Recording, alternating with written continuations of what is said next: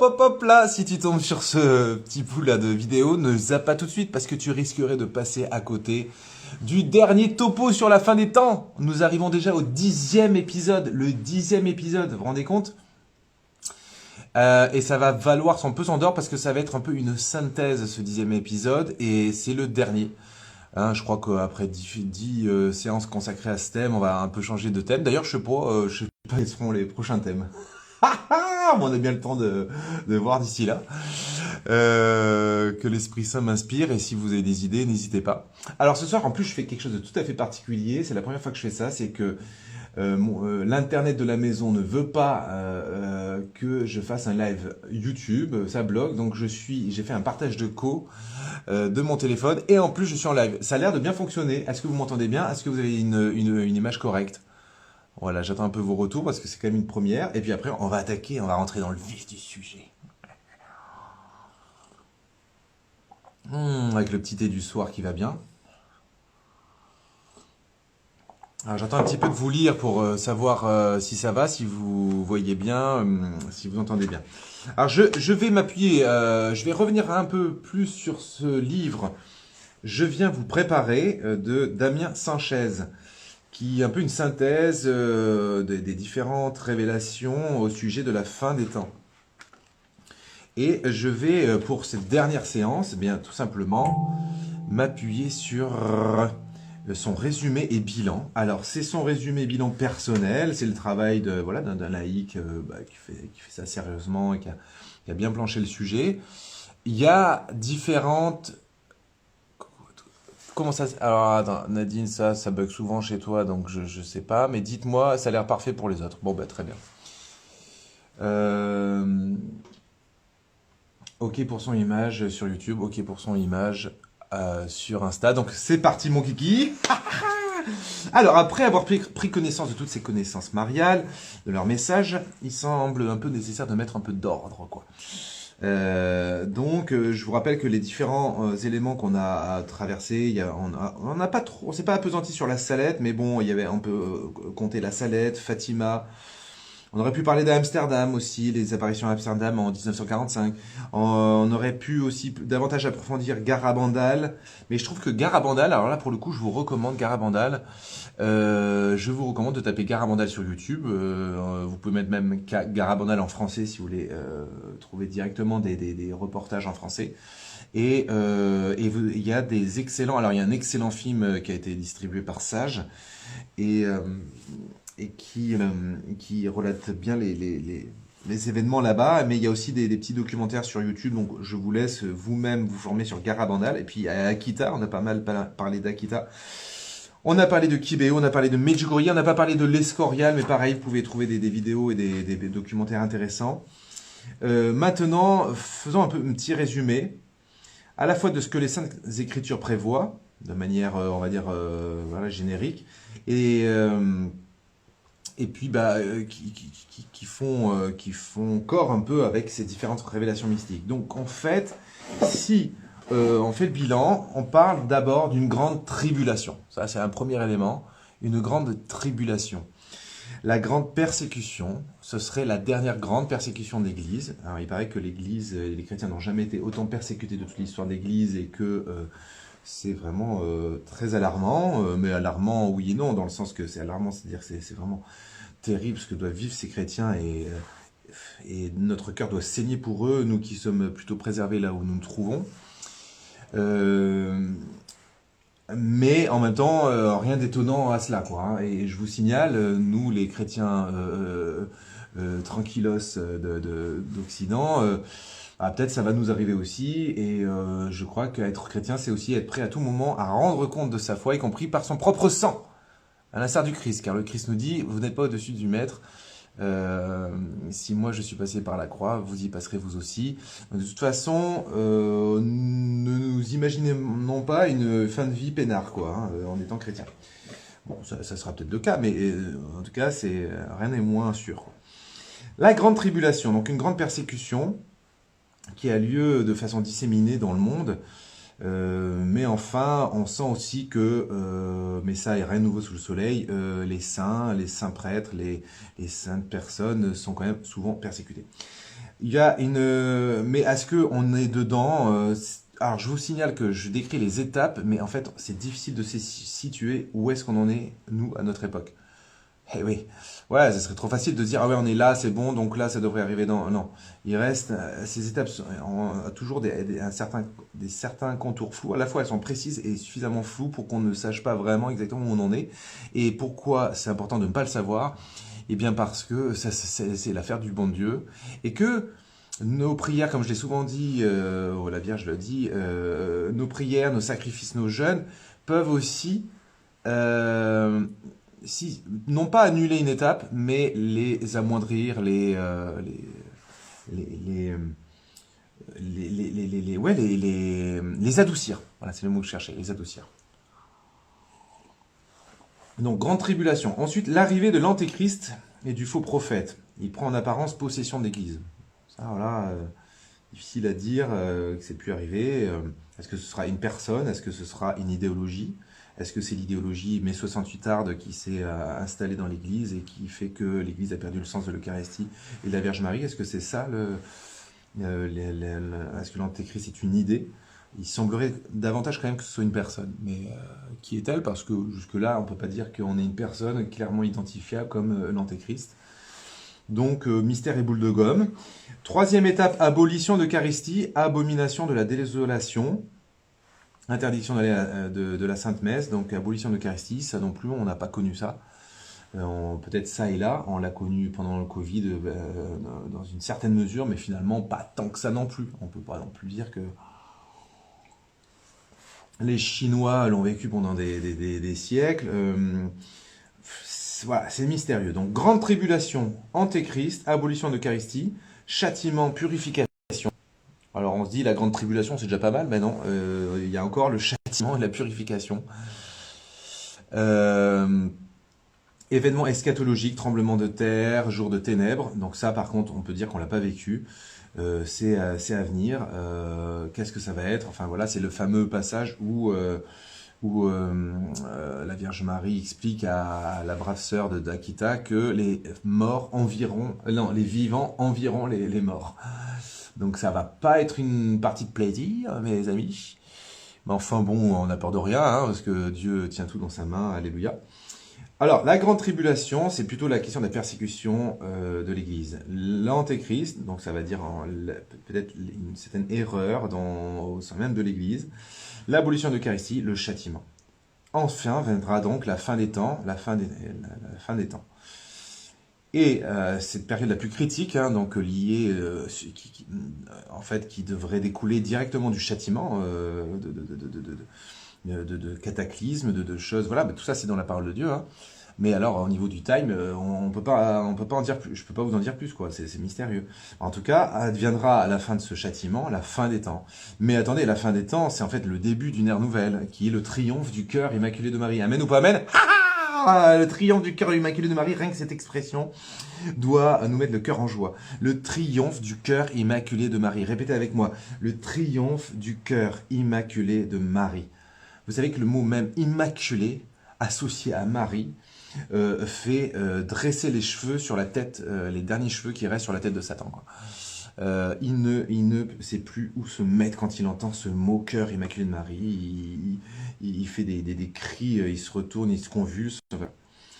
Nouvelle Pentecôte, civilisation d'amour. L'Église est le peuple de Dieu fidèle à son Seigneur. Donc là, il y aura une nouvelle ère, un triomphe du cœur immaculé.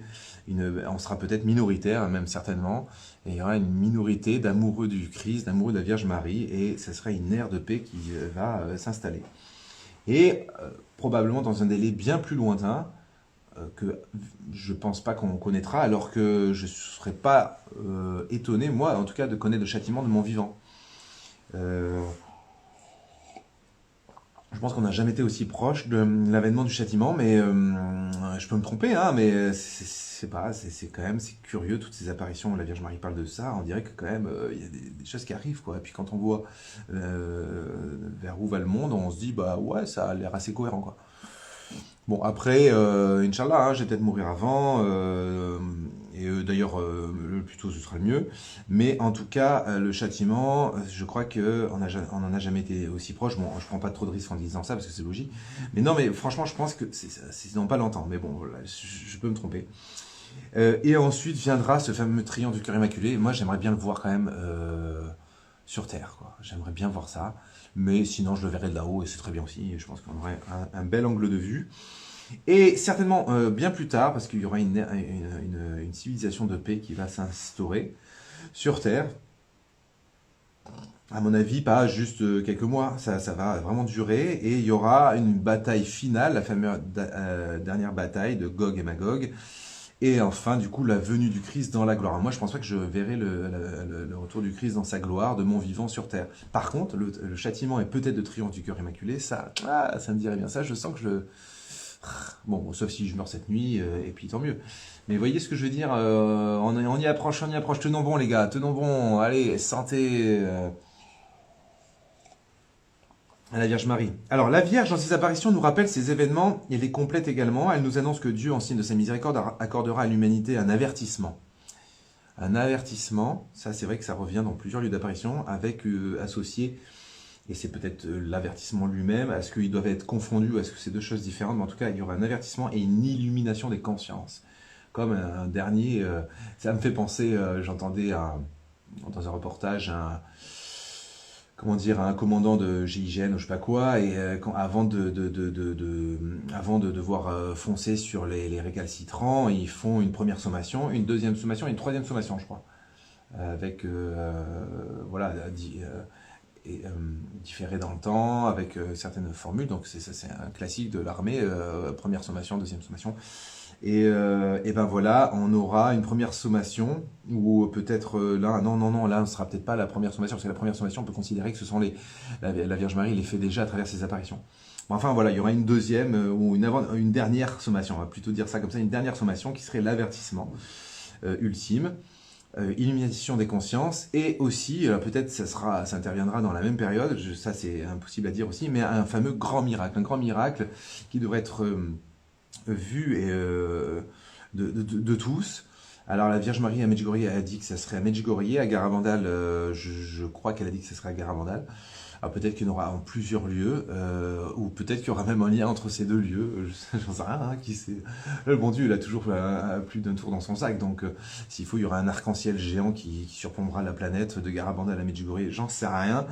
En tout cas, il y aura vraiment un grand miracle là, qui mettra à terre tout le monde, quoi. Personne pourra dire, ah non mais ça c'est un truc, une machination mentale, non, ça sera un grand miracle très fort, qui viendra à être comme un signe d'encouragement par rapport à cette fameuse illumination des consciences qui, on pourrait se dire, ah cool, illumination des consciences, c'est-à-dire la conscience des gens va être éclairée.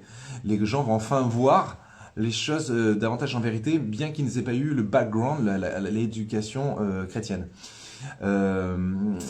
Mais on pourrait trouver ça fun, mais il paraît que ça va pas du tout être fun, parce que cette illumination des consciences va conduire de nombreuses personnes à désespérer, parce que quand, à un moment donné, à un temps T de votre vie, vous vous rendez compte que vous êtes une grosse merde, quoi.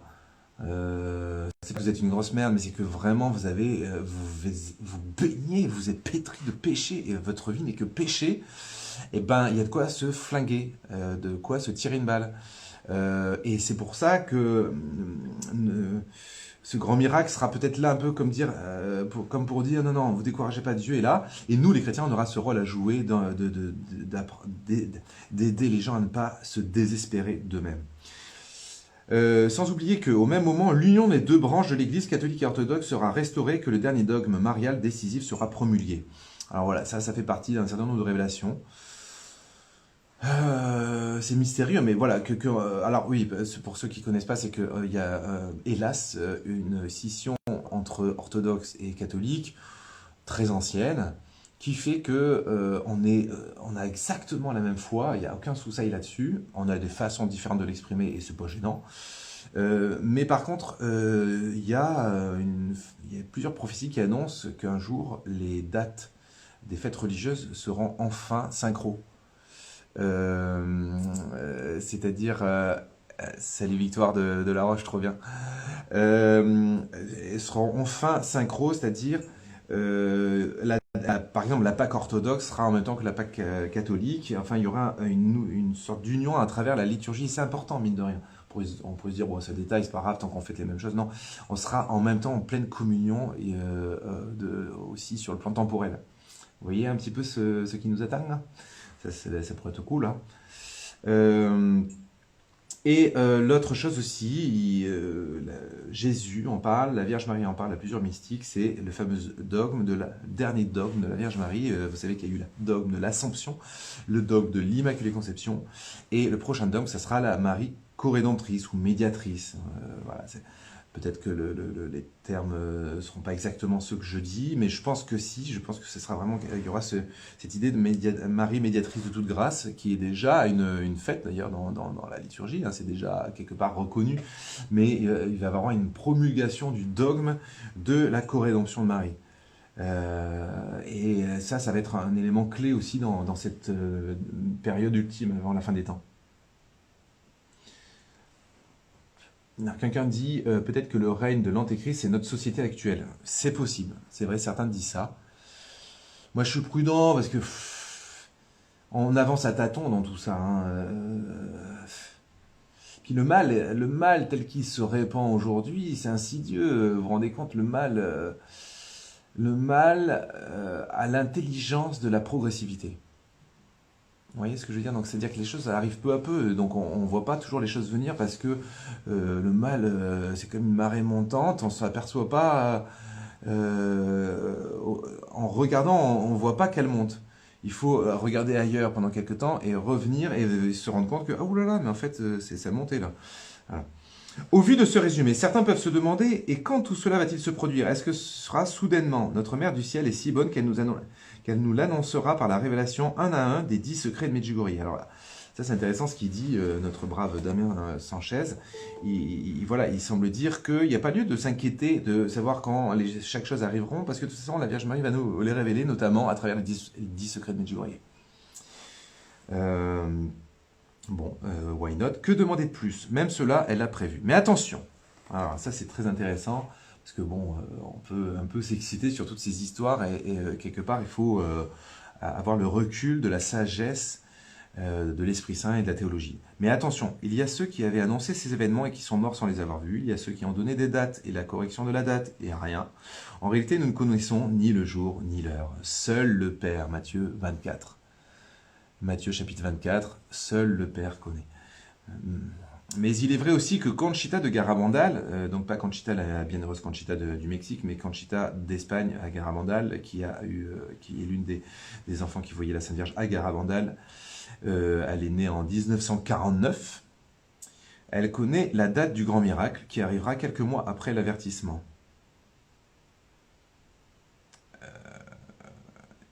Et elle doit l'annoncer au monde entier. Et elle a 73 ans.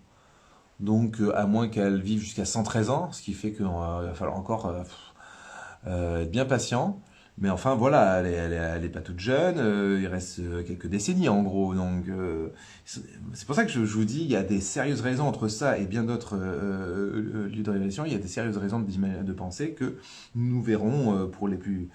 ceux qui vivront encore quelques décennies, nous verrons ça de nos propres yeux. Ça va être trop kiffant. Enfin, sauf si... Ouais, je sais pas. Ça serait génial. Attendez, vous dites plein de choses sur Insta. Qu'est-ce que vous racontez? Les choses seront révélées sans doute à des enfants comme Bernadette. Ouais. Je pense que l'on n'avance pas à tâtons, mais que le malin avance à grands pas. Mais ça veut dire aussi que notre Christ arrive à grands pas pour anéantir Satan définitivement avec sa Sainte Mère. Amen. Je confirme, quand on s'en rend compte, on s'est déjà pris un tsunami en pleine gueule. Ouais. Il y a 60 secrets. A priori, c'est pas des secrets différents qu'ils ont reçus les uns des autres.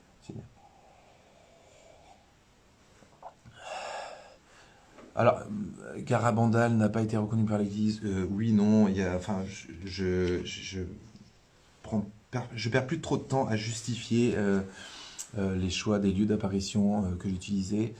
Parce que ceux que j'ai utilisés, c'est parce que j'ai suffisamment enquêté et il y a suffisamment d'éléments pour être assez certain que c'est quand même digne de confiance. Mais, bien entendu, vous voyez bien que la façon dont j'en parle, c'est aussi avec un certain recul.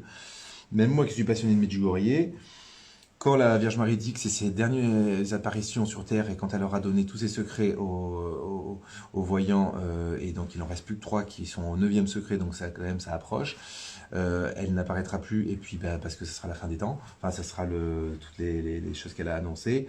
Donc même moi je prends du recul, c'est parce que s'il faut ça va s'étaler encore sur des dizaines et dizaines d'années, et que voilà, j'aurais peut-être 80 ans, je serais peut-être déjà mort, égorgé ou je sais pas quoi.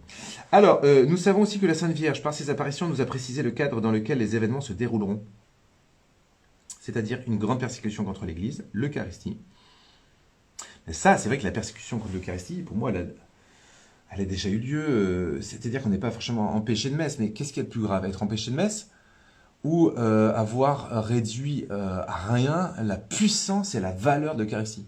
Or, moi, avec le recul, quand j'analyse ce que sont devenues les messes à une époque, Dieu merci, aujourd'hui, je crois que la page est en train de se tourner, mais à quel point cet hostie n'avait plus de valeur, comment c'est manipulé par certains prêtres et comment on a supprimé l'adoration et comment on a permis aux gens de communier n'importe comment et comment on n'a plus aucun soin de cette Eucharistie qu'on tient dans nos doigts, nous les prêtres.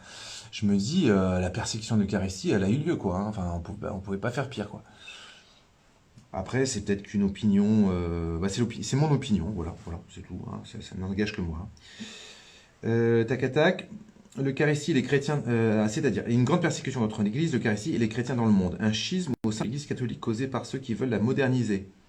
Alors ça, c'est vrai que ça, c'est évident que ça a déjà commencé. Largement, largement. On est en train de remonter la pente tout doucement, en tout cas en France, mais on voit que la pente commence à bien se descendre dans des pays tout à fait voisins, par exemple comme en Allemagne. Une perturbation des saisons. Là, je crois que même le mec qui a jamais regardé les infos de sa vie et qui n'a pas de télé chez lui, à mon avis, il commence à se rendre compte de certaines choses, quoi. Mais bon, on peut pas dire que ce soit que de la manipulation mondiale de mass médias qui nous disent qu'il y a un réchauffement climatique, quoi. Donc, si nous considérons que ces éléments se produisent déjà, alors oui, nous pouvons dire que nous sommes déjà proches. Voilà. Merci, nous avons les mêmes conclusions. Non, mais j'ai lu ça il y a très longtemps. Là, je vous le relis ce soir. Mais voilà, en tout cas, il exprime un petit peu mon opinion sur la question. Quand on analyse le monde, et ça rejoint ce que disait quelqu'un sur YouTube, hein, c'est que quand on analyse le monde actuel, on se dit, mais peut-être en fait, on est bien dans les signes des dents, quoi.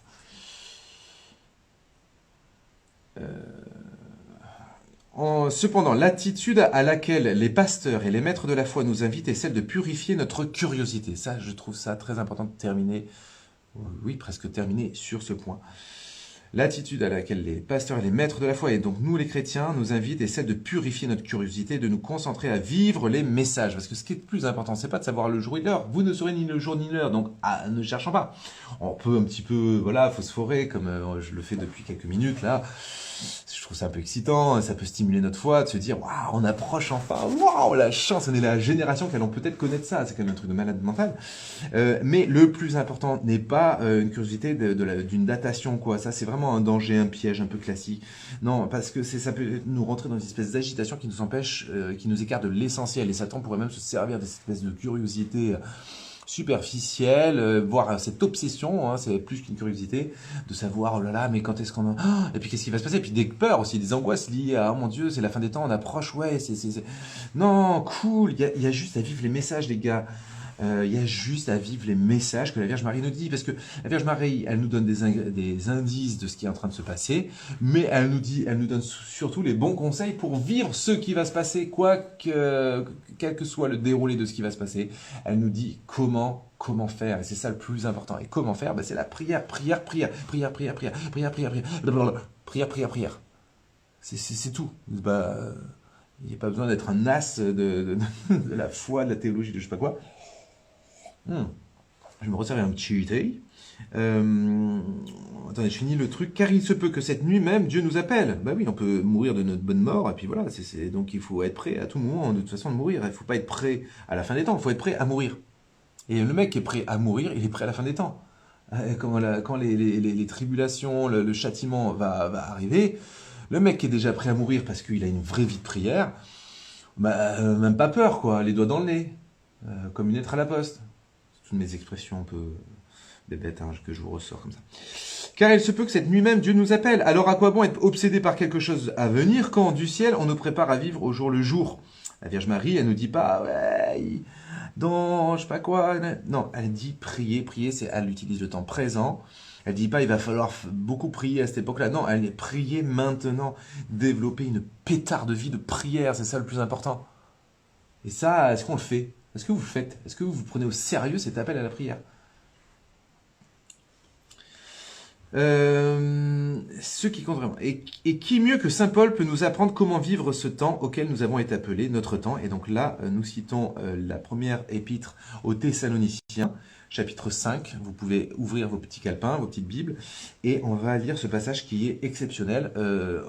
Pour vous laisser le temps d'aller ouvrir vos Bibles, je vais me resservir une petite loupiote de thé. C'est du thé de Saint-Pétersbourg.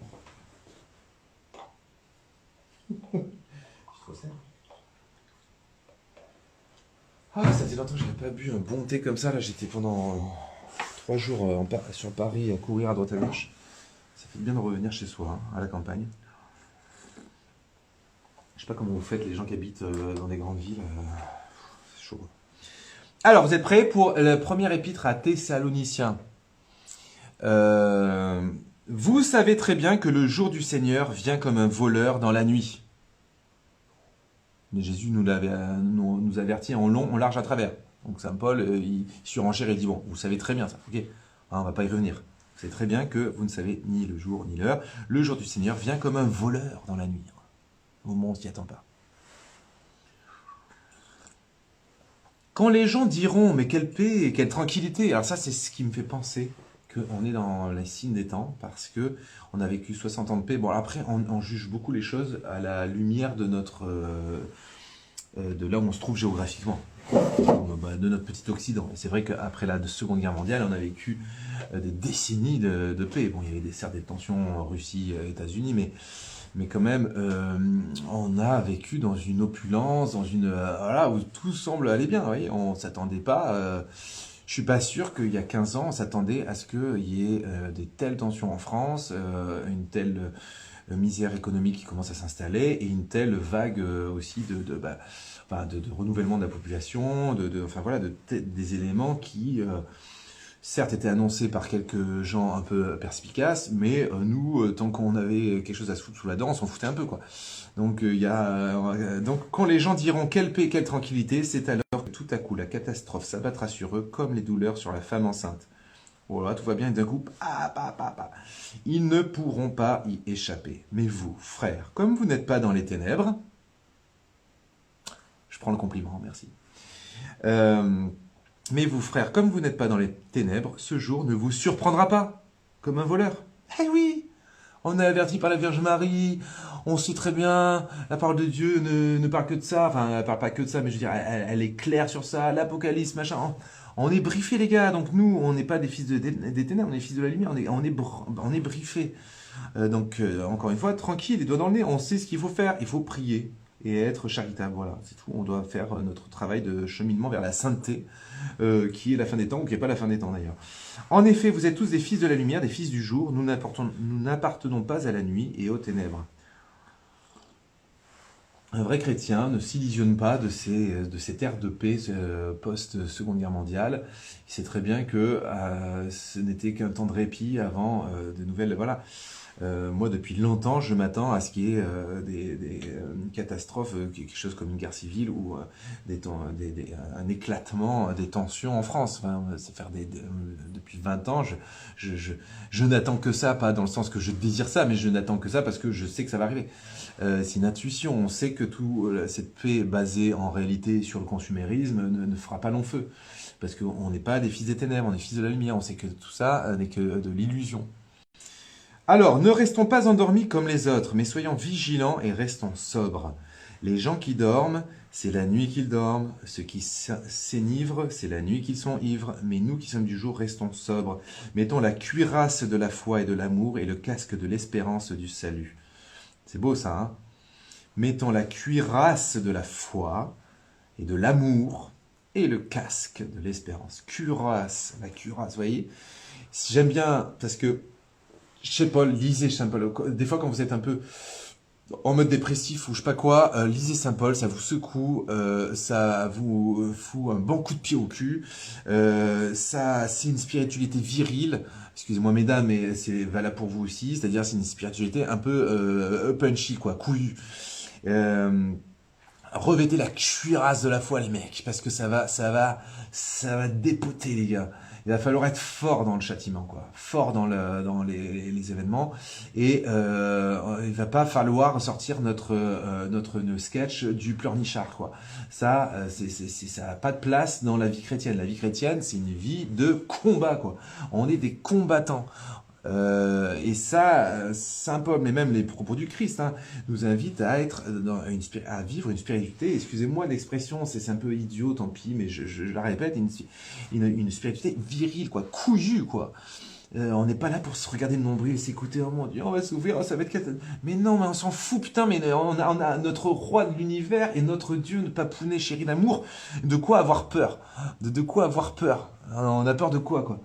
Tu sais, ça me fait penser, je sais pas, t'es dans la rue, t'es un peu gringalé, tu rencontres un groupe t'es une nana, pour en rajouter un facteur, t'es une petite nana frêle, tu te balades à la nuit on va dire dans une banlieue et t'as un groupe de mecs un peu qui n'ont pas l'air commodes et qui ont l'air d'avoir un peu trop bu ou un peu trop sniffé, je sais pas quoi.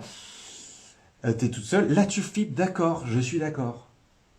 Mais si avec toi, qui c'est qui marche avec toi, jeune demoiselle frêle dans cette rue à 2 heures du matin en pleine banlieue et tu rencontres un groupe d'excités. Et si avec toi,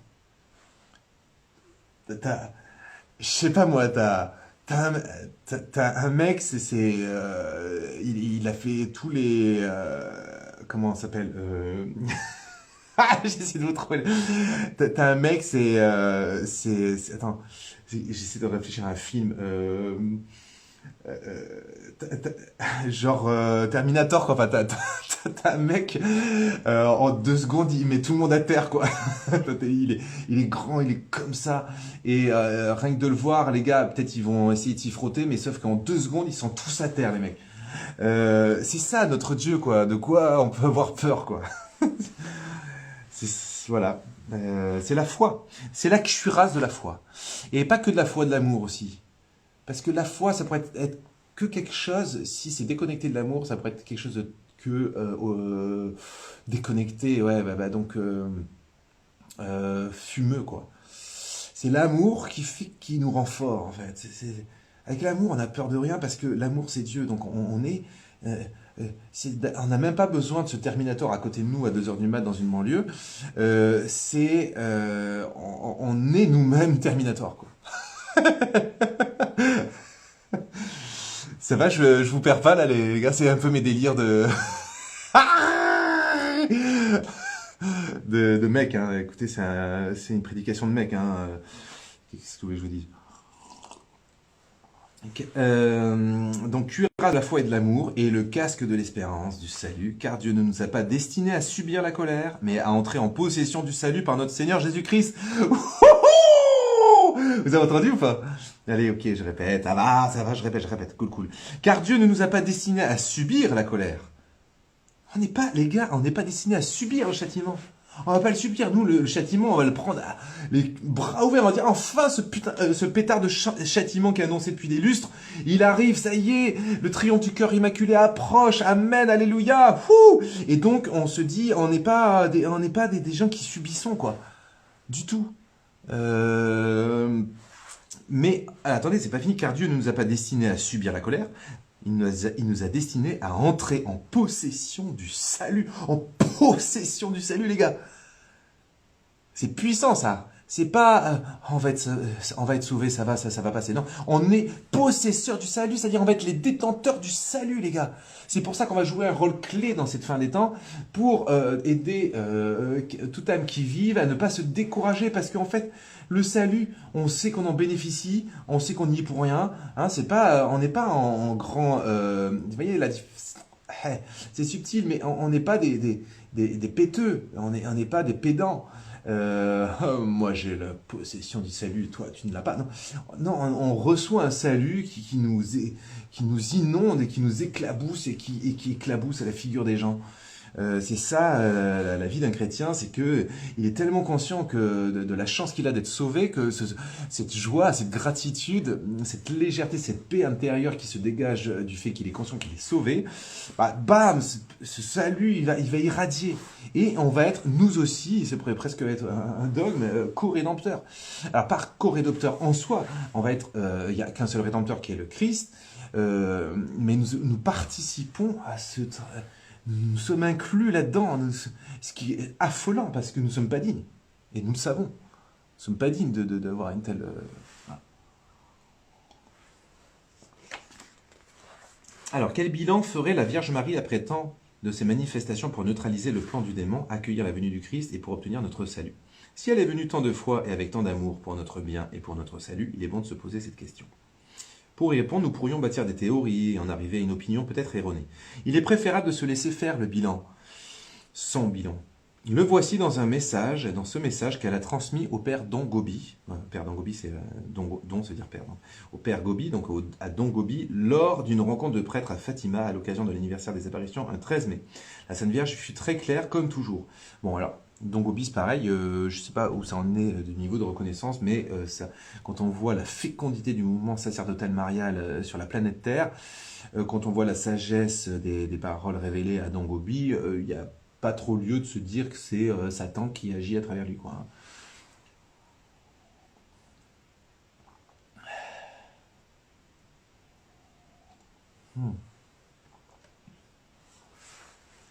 Je regarde un peu vos messages. Voilà, non, ok. Donc je vais vous lire. C'est un message un peu long de la Vierge Marie à Don Gobi et qui résume un petit peu là où on en est. Et je trouve ça très instructif. Donc la Vierge Marie lui dit « Je suis descendue du ciel il y a 70 ans. » Donc je rappelle, c'était le 13 mai 90. Donc je suis descendu du ciel il y a 70 ans dans cette cova d'Aïria, donc à Fatima, pour vous indiquer le chemin à parcourir dans le cours de votre siècle si difficile. Les événements si douloureux qui se sont succédés se sont déroulés comme une réalisation plénière des paroles de ma prophétie. L'humanité n'a pas accueilli mon invitation maternelle à revenir au Seigneur sur la route de la conversion du cœur et de la vie, de la prière et de la pénitence. Elle a connu ainsi les années terribles de la Seconde Guerre mondiale qui a entraîné des dizaines de millions de morts, de vastes destructions de peuples et de nations. La Russie ne m'a pas été consacrée à temps par le pape avec tous les évêques, et ainsi elle n'a pas reçu la grâce de la conversion, et elle a diffusé ses erreurs dans toutes les parties du monde, provoquant guerre, violence, révolution sanglante, persécution contre l'Église et le pape. Elle parle du communisme, évidemment. Marxisme, communisme. Ce salut, on le reçoit à notre baptême. Okay. Satan a été le dominateur incontesté des événements de votre siècle, conduisant l'humanité entière au refus de Dieu et de sa loi d'amour, répandant partout division et haine, immoralité et méchanceté, et faisant légitimer partout le divorce, l'avortement, l'obscénité, le désordre sexuel, le recours à tous les moyens pour empêcher la vie.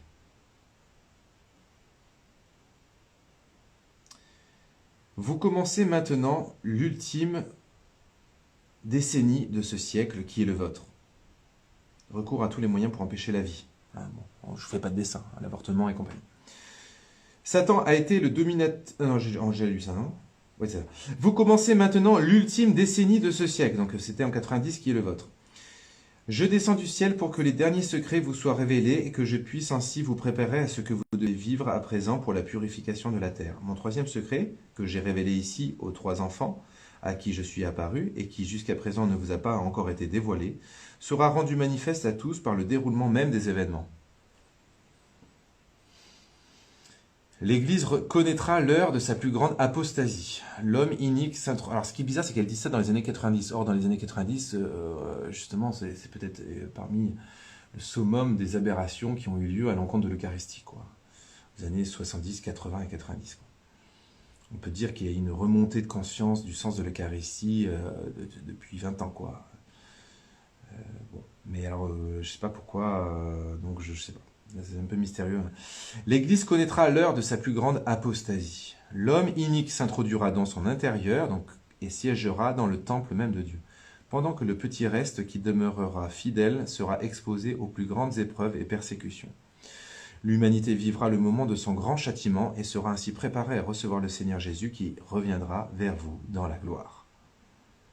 C'est pourquoi aujourd'hui surtout, je descends encore du ciel par mes nombreuses apparitions, par les messages que je donne, par l'œuvre extraordinaire de mon mouvement sacerdotal marial, pour vous disposer à vivre les événements qui sont désormais sur le point de se réaliser, pour vous conduire par la main de façon à parcourir le chemin le plus difficile et le plus douloureux de votre second avant, et pour préparer les esprits et les cœurs de tous à recevoir Jésus au moment tout proche de son glorieux retour.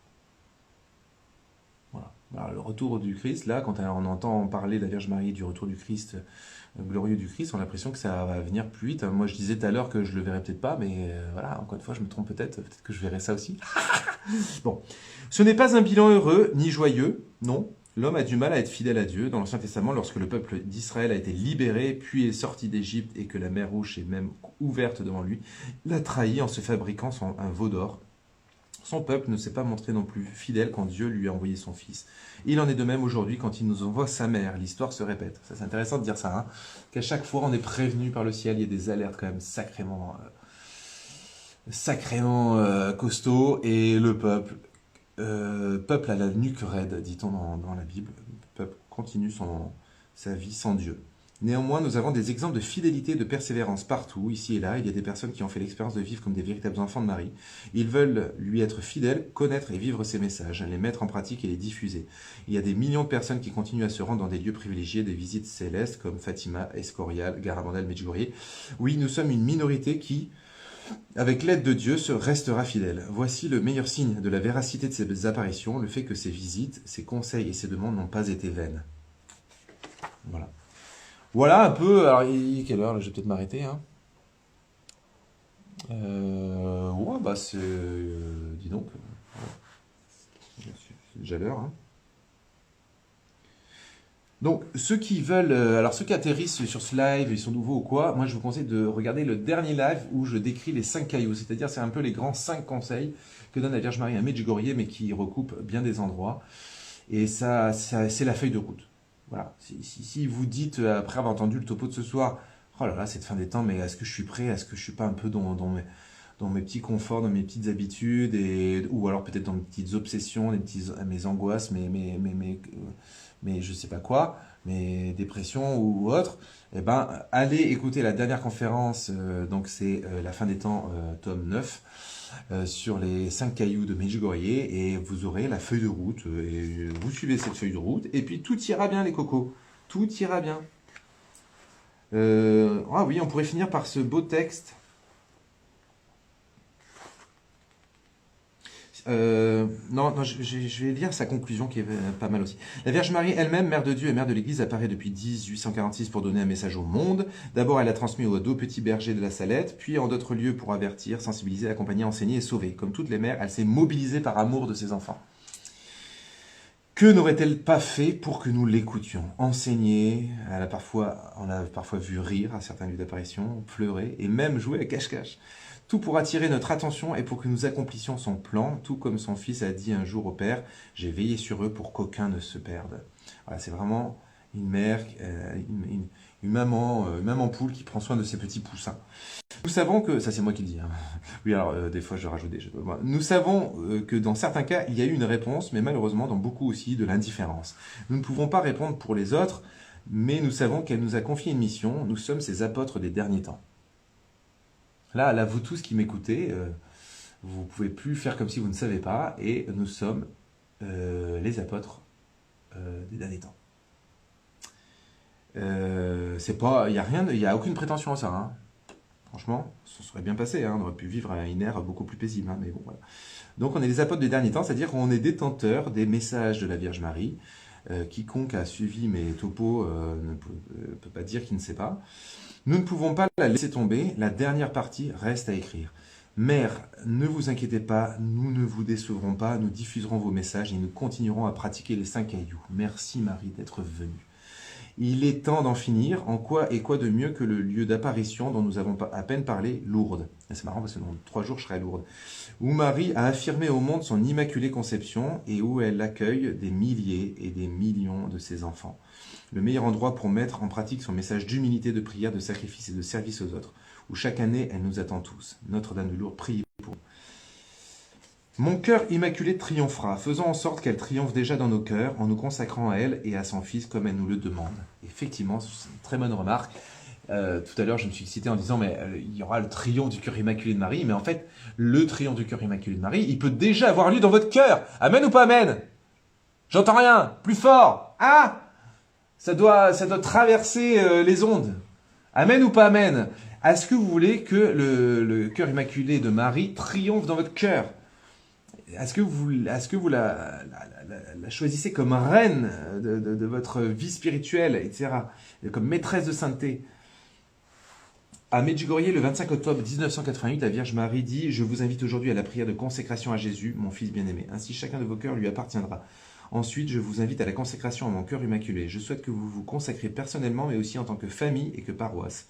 Ainsi, tout appartiendra à Dieu par mes mains. » Voilà, il faut être totalement consacré au cœur de Jésus et au cœur sacré de Jésus et au cœur immaculé de Marie.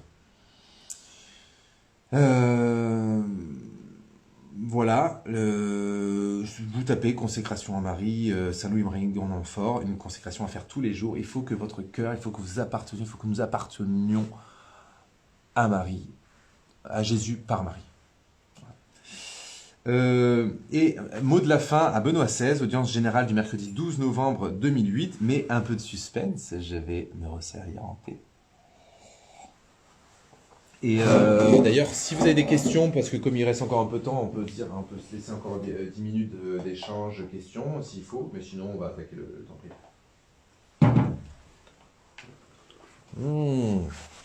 Il est bon ce thé, ça. Oh, pétard. Il y a plein de salades. Est-ce que tu fais le jeûne le mercredi et le vendredi? Bah, ça me regarde.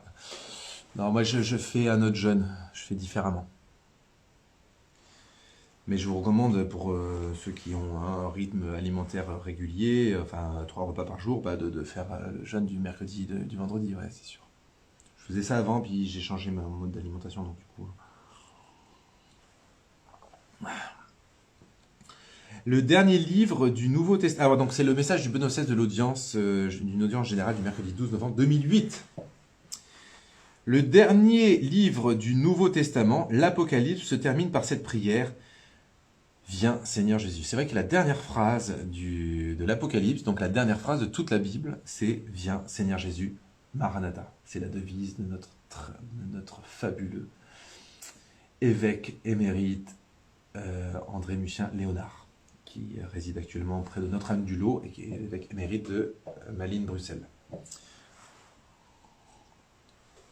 Et qui écrit encore et qui fait encore des conférences et qui est... incroyable. Nous pouvons aussi dire d'une manière juste et correcte avec la première chrétienté, viens Seigneur Jésus. Jésus, à peine il était parti dans les premiers chrétiens, que c'est normal, hein, quand on a côtoyé Jésus, tu m'étonnes qu'on n'arrête pas de lui dire, mais reviens Seigneur. Le soir baisse, comme disent les disciples d'Emmaüs. Bien sûr, nous ne voulons pas qu'arrive la fin du monde, mais d'autre part, nous voulons que se termine ce monde injuste. Nous voulons également que le monde soit fondamentalement changé, que commence la civilisation de l'amour. Saint Jean-Paul II a beaucoup parlé de cette civilisation de l'amour, bâtir cette civilisation de l'amour. Qu'arrive un monde de justice, de paix, sans violence, sans faim. Nous voulons tout, sans faim à la fin de bouffer, sans famine. Nous voulons tout cela, et comment cela pourrait-il arriver sans la présence du Christ? Sans la présence du Christ, un monde réellement juste et renouvelé n'arrivera jamais. Ça, c'est clair les cocos. Bravo tous les gens qui font partie des assos, alors qu'ils ne sont pas chrétiens et qui se donnent pour le bien de leurs frères en humanité. Bravo. Mais sachez que rien n'arrivera sans le Christ. Sans la présence du Christ. Et même si d'une autre manière, totalement et en profondeur, nous pouvons et nous devons dire, nous aussi, avec une grande urgence dans les circonstances de notre époque, viens Seigneur Jésus, viens Seigneur. Attendez, c'est une longue phrase, je vais vous le redire. Et même si d'une autre manière, totalement et en profondeur, nous pouvons et nous devons dire, nous aussi, avec une grande urgence dans les circonstances de notre époque. Viens Seigneur Jésus, viens à ta manière, selon les manières que tu connais. Viens où règne l'injustice et la violence. Viens dans les camps de réfugiés. Viens où règne la drogue. Viens également parmi ces riches qui t'ont oublié, qui vivent seulement pour eux-mêmes. Viens là où tu n'es pas connu. Viens à ta manière et renouvelle le monde aujourd'hui. Viens également dans nos cœurs. Viens et renouvelle notre vie. Viens dans notre cœur pour que nous-mêmes puissions devenir lumière de Dieu, de ta présence. Voilà, c'est magnifique. Viens également dans nos cœurs, viens et renouvelle notre vie. Nous, déjà, les chrétiens, viens dans notre cœur pour que nous-mêmes, nous puissions devenir lumière de Dieu, ta présence. Nous puissions devenir ta présence, le nombre de fois que je dis ça. Prions en ce sens avec saint Paul, Maranatha. Viens Seigneur Jésus, et prions pour que le Christ soit réellement présent aujourd'hui dans notre monde et le renouvelle. Amen ou pas amen? C'est pas mal pour terminer tout ça. Hein, de donner la voix à Benoît XVI. Alors, le scapulaire, je vous recommande beaucoup le scapulaire, oui, du Mont Carmel. Tapez scapulaire du Mont Carmel, renseignez-vous et faites une démarche pour recevoir le scapulaire du Mont Carmel. Qu'en est-il de la médaille miraculeuse de la rue du Bac à Paris? Bah voilà, oui quoi, qu'en est-il? Bah, c'est une médaille miraculeuse, il faut la distribuer, il faut la faire passer le plus possible, et puis il faut surtout se consacrer à la Vierge Marie. Parce que c'est pas la médaille en soi qui est miraculeuse, mais c'est la démarche de foi qui l'accompagne. Enfin, quoique, en soi, elle a été miraculeuse avec ou sans démarche de foi. Pas parce que la Vierge Marie l'a dit, et puis voilà. Ce que femme veut, Dieu veut.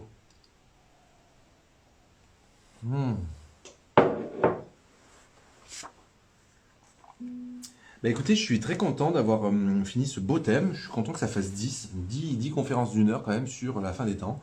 On est passé donc de... Les premiers épisodes, c'était sur la parole de Dieu, ensuite le magistère, et ensuite différents lieux d'apparition. Il y a une playlist sur YouTube, n'hésitez pas à partager ces playlists, la playlist fin des temps. Je trouve que c'est un sujet sur lequel on doit être averti, on doit être instruit, on doit pouvoir être formé sur ce sujet. Ça me paraît très important. Ne pensez pas qu'à vous, partagez. Moi, je suis quand même étonné qu'avec les sujets aussi importants qu'on traite, il n'y ait pas plus de vues sur ce genre de conférences, quoi. Je suis étonné. Moi, j'ai tout ce genre de conférences, je les ai toutes écoutées qui traînent sur Internet, quoi. Je sais pas, est-ce que vous partagez les vidéos? Est-ce que... Non, mais c'est pas parce que c'est moi. D'accord, c'est pas par rapport au contenu de ce qu'il dit. C'est ultra important de savoir tout ça, quoi. Moi, je comprends pas que les conférences, là, comme celle de ce soir, quand je les partage sur YouTube, il y a quoi, 1500 vues? Mais bon sang, bonsoir, il devrait avoir 1 million de vues. Ça devrait circuler, ces enseignements-là. En plus, je pense que, bon, même si ça peut paraître un peu bizarre, certaines choses que je dis à des non-croyants, hein, la partie conférence du vendredi soir, j'avoue que c'est pas la plus adaptée à des lointains de la foi.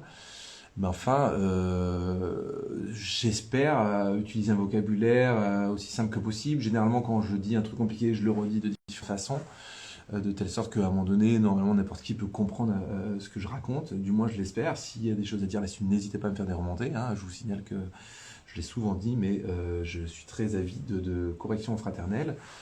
Mais moi, je me dis, c'est quand même terrible de se dire, on a fait un topo sur les 5 cailloux de Medjugorje. Il y a juste 1500 gens, 1700 personnes qui l'ont peut-être vu, ou en tout cas 1500 vues, 1500 quoi. Alors que tout le monde devrait être averti de cette feuille de route que la Vierge Marie nous donne, quoi. Alors heureusement, ça passe pas que par moi. Il y a par exemple Sœur Emmanuel qui en parle beaucoup et qui, elle, heureusement, impacte énormément plus de monde, et tant mieux. Mais enfin voilà, quoi, c'est aussi l'attente de la nouvelle Pentecôte d'amour dont parlait Marthe Robin, ouais.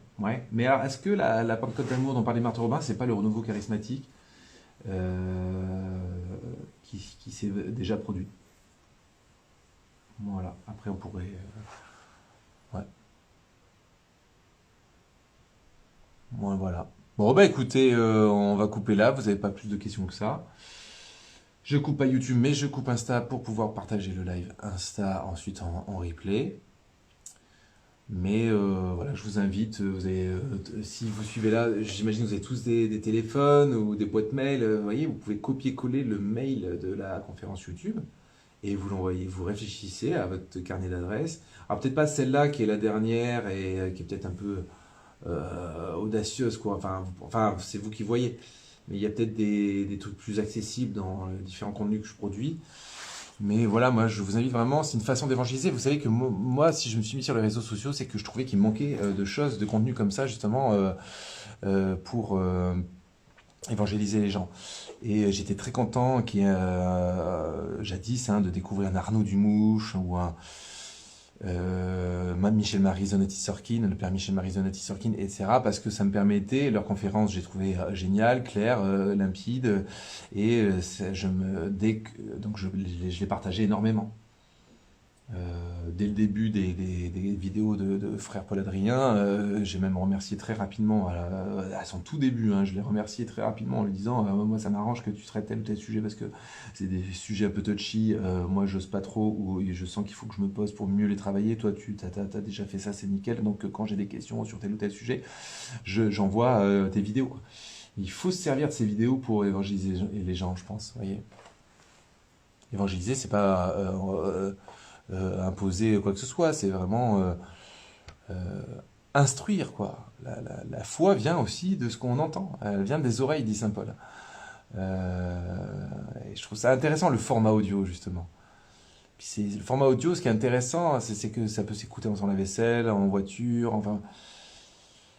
C'est une autre façon de s'instruire qui est quand même pas mal, je trouve. Moi, j'écoute énormément de conférences, quoi, mais j'écoute des heures et des heures de conférences par semaine, pendant que je dois faire plein de tâches, des trajets, tout ça. Voilà. Bon, alors je coupe Insta. Comme d'habitude, vous êtes hyper nombreux et sachez que dans quelques instants, on va vivre un moment très beau. Ah, la semaine dernière, je peux quand même vous dire, je dis ça encore une fois, pas pour me la péter, mais pour que vous renforcez dans votre foi. La semaine dernière, il y a eu plusieurs choses qui se sont produites. Il y a eu apparemment, si ce n'est des guérisons, des soulagements soudains. Donc il faudrait d'ailleurs que les personnes qui m'en ont parlé me confirment que leur état de guérison s'est instauré dans le temps. Il y a eu aussi un miracle de parfum céleste. Il y a eu des choses très fortes, quoi.